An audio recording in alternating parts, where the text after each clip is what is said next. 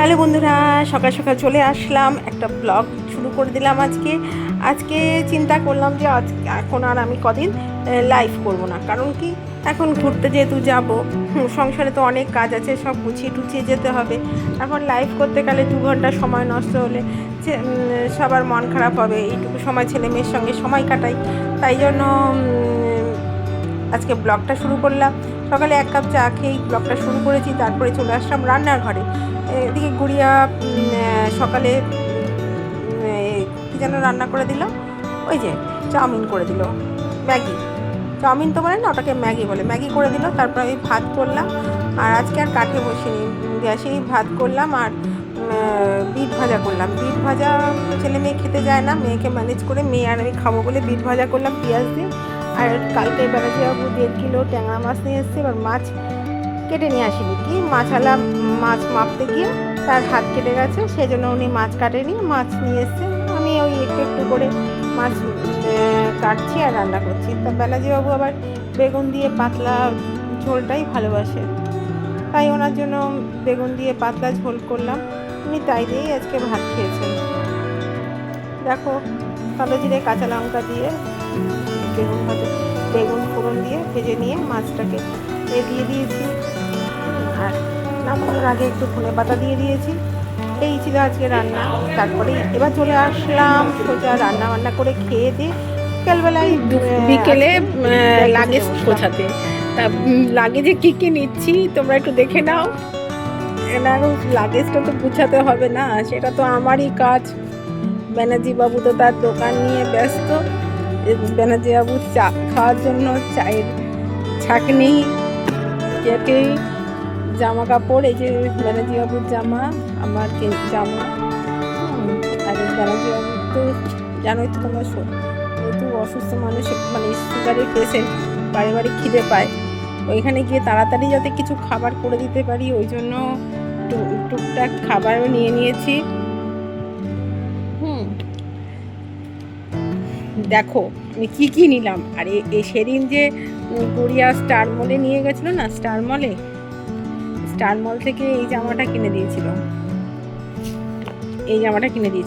এটা নিয়ে নিয়েছি, বুঝলে তো। আর একদিন মঠে যাওয়ার ইচ্ছা, যে পুরীতে যে আমাদের ঠাকুরের মঠ আছে, সেই মঠে যাওয়ার ইচ্ছা, ওই জন্য মঠের জন্য লাল পেরে কাপড়ও নিয়েছি।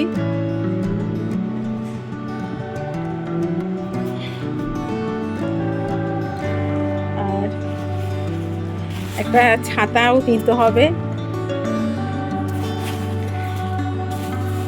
রোদের, সমুদ্রের ওখানে তো রোদের তাপটাও তো প্রচুর আছে না।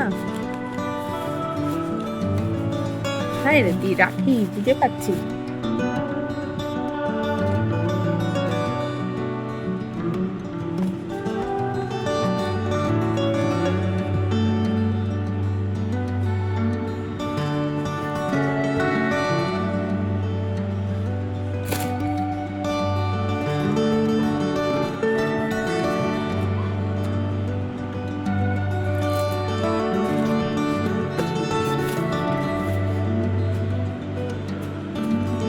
আর এই যে গামছা, মানে যে ওর একটা, আমার একটা।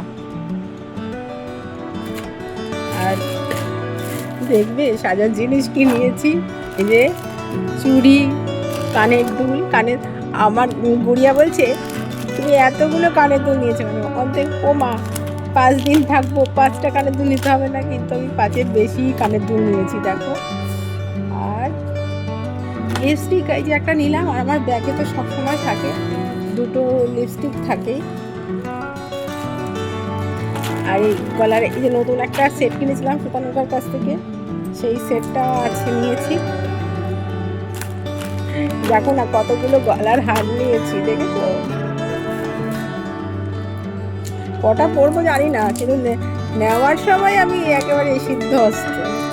এই দেখো এতগুলো গলার হার নিয়েছি। চিৎকার দিচ্ছে, বলে এতগুলো, ওরে বাবা রে। বললাম হ্যাঁ, নিতে তো হবেই, ঘুরু যখন করতে যাচ্ছি একটু ভালোভাবেই গুছিয়ে নিয়ে যাই।